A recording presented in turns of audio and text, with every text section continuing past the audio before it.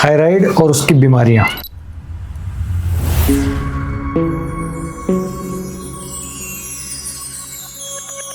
Thyroid gland हम सभी जानते हैं, गले के सामने एक ग्लैंड होती है जो बहुत ही वाइटल रोल प्ले करती है, लेकिन इसकी बीमारियां आजकल बहुत कॉमन है।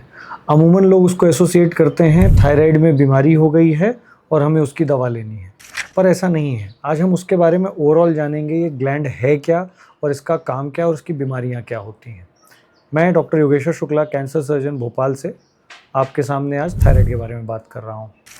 थायराइड गले यानी फूड पाइप के आगे विंड पाइप होता है। विंड पाइप के आगे गले में यहाँ पे ग्लैंड होती है जिसे हम ग्रंथि कहते हैं हिंदी में।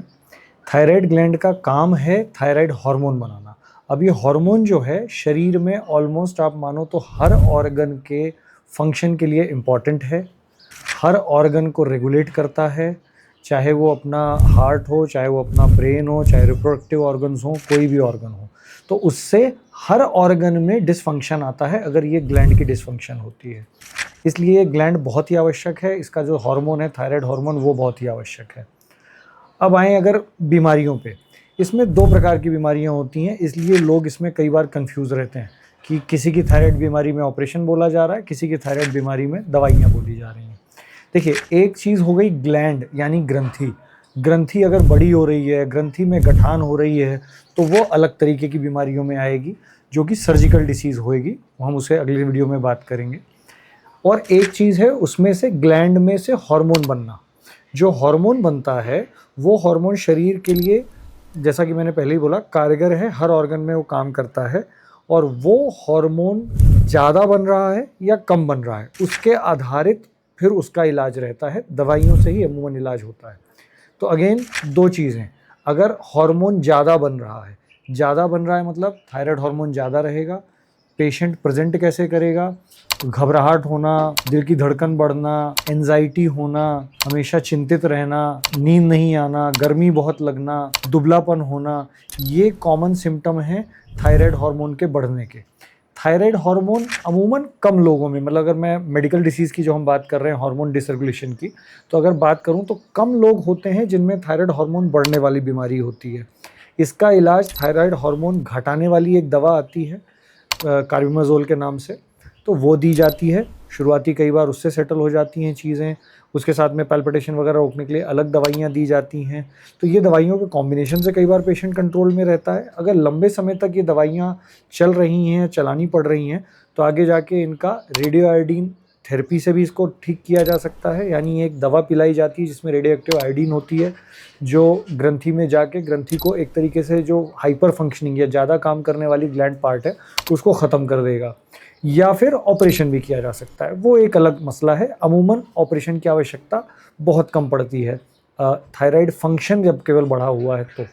अब आते हैं थायराइड फंक्शन कम होना, यानी मेजॉरिटी जो पेशेंट आप देख रहे हैं आपके परिवार में, आपके आसपास जो लोग रहेंगे, उनमें थायराइड फंक्शन कम होना यानी हाइपोथायराइडिज्म जिसे हम कहते हैं हमारी भाषा में, वो मोस्ट कॉमन होता है।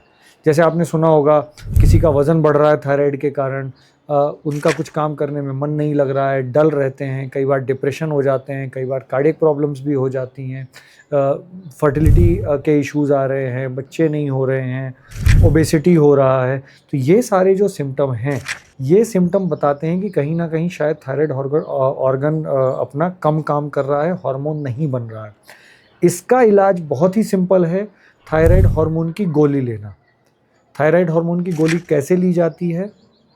सुबह खाली पेट मतलब उसके आधे घंटे के बाद तक भी कुछ भी नहीं लेना है। अमूमन लोग क्या करते हैं, सुबह उठे, ब्रश किया, थायराइड की गोली ली, 10 मिनट बाद चाय पीने लग गए, बोले साहब हमने तो खाली पेट पी थी। नहीं, ऐसा नहीं है, क्योंकि जब थायराइड की हम गोली लेते हैं तो वो अंदर जाके अवशोषित यानी एब्जॉर्ब होने के लिए समय चाहिए।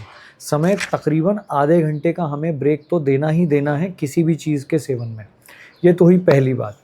दूसरी प्रॉब्लम आती है, लोग कई बार कहते हैं कि साहब वो तो 10 साल पहले हमने दिखाया था, डॉक्टर ने बोला था थायराइड की दवाई लो, तब से थायराइड की दवाई लेते जा रहे हैं। तो क्या ये उचित है? बिल्कुल भी उचित नहीं है। कारण ये कि जो थायराइड हार्मोन की रिक्वायरमेंट है शरीर में, उम्र के साथ, वज़न के साथ, डिफरेंट कंडीशंस के साथ, स्ट्रेस के साथ, बीमारियों के साथ चेंज होती रहती है। तो इसलिए अगर 10 साल, 5 साल, 4 साल पहले आपको किसी अमुक स्ट्रेंथ की दवाई बताई गई थी आपके डॉक्टर द्वारा, जाँचों के द्वारा, कि आप फ़र्ज़ कीजिए कि 100 माइक्रोग्राम की आप दवाई लीजिए, तो इसका मतलब ये नहीं जीवन पर्यंत उसको ही लेते रहें। रेगुलर फ़ॉलो-अप में बने रहना है डॉक्टर से। अमूमन 6 महीने में रिपीट करते हैं। थायराइड प्रोफाइल जिसे हम कहते हैं T3, T4, TSH, ये जाँच होती है जो बताती है कि शरीर में थायराइड का जो हम हार्मोन ले रहे हैं वो शरीर को कितना बैलेंस किए है, कितना मेंटेन किए है।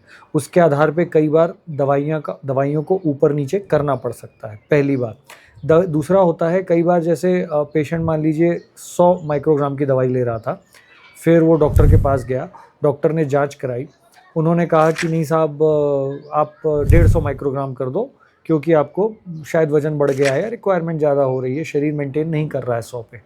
तो लोग कहते हैं कि साहब 100 की गोली तो है ही, उसको तोड़ के हम आधी ले लेंगे तो हम 1.5 गोली खा लेंगे तो 150 हो जाएगा। नहीं, ऐसा बिल्कुल भी नहीं। जो थायराइड की गोली है वह इस प्रकार से बनाई गई है कि उसको अगर आप तोड़ते हैं तो उसका अवशोषण यानी एब्जॉर्प्शन अलग हो जाता है, अलग तरीके से हो जाता है, तो वह बिल्कुल भी नहीं करना है। थायराइड की गोली ऐसी गोली है जो 12.5, 25, 50, 75 हर स्ट्रेंथ में आती है।